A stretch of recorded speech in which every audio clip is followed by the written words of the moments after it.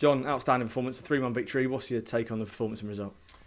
I thought the result's the most important thing tonight. Absolutely, we always knew that. Coming up against a side, I think as good as Stoke are, and having the opportunity to go above them in the table was really important. But I thought the performance underpinned it as well.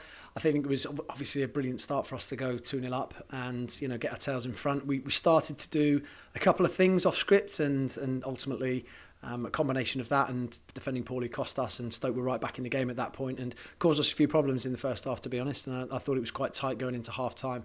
The second half for me was probably one of the best halves of football we've played all season. I thought we were relentless, really ruthless with the way that we pressed, ruthless with the way that we kept the ball in Stoke's half, and after going 2 up, I thought it was a very, very professional display. I didn't think Nico had a huge amount to do, came off his line a couple of times really well. We defended very, very well. We won a lot of challenges, won second balls, and I was really, really pleased in particular with the second half.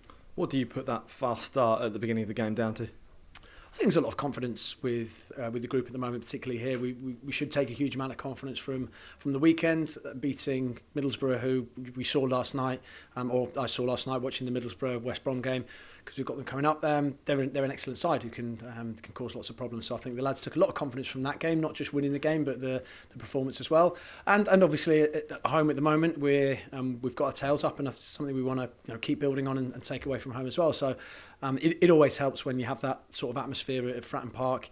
I think it was a really emotional day as well with the tributes to Alec before the game, which got everyone going, which I'm sure he would have been proud of. And I think all of those things combined to give us that good start.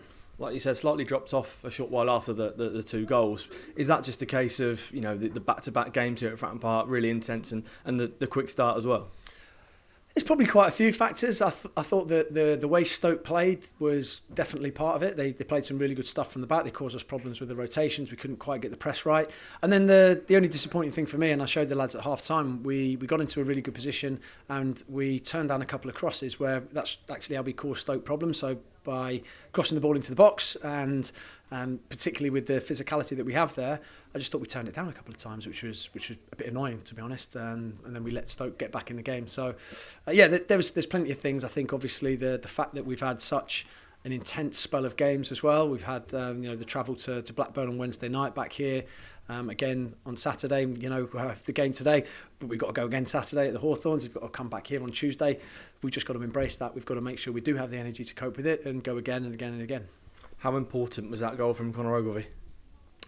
Yeah, I think that it probably settled the nerves that we had at the back end of the first half, and we came out. I thought that one of my messages at half time was I thought the game would probably be decided by the energy that one or the other side showed coming out in the second half, and I thought we did that really well. It was a really good goal in terms of doing the basics well. We went longer from either a goal kick or a free kick. I think Colby won the flick, and I thought Colby was absolutely superb tonight. He just led the line brilliantly well. Colby won the flick. We ended up winning the throw and put them under pressure to win the corner. Sometimes that's what it takes to win games at any level, to be honest.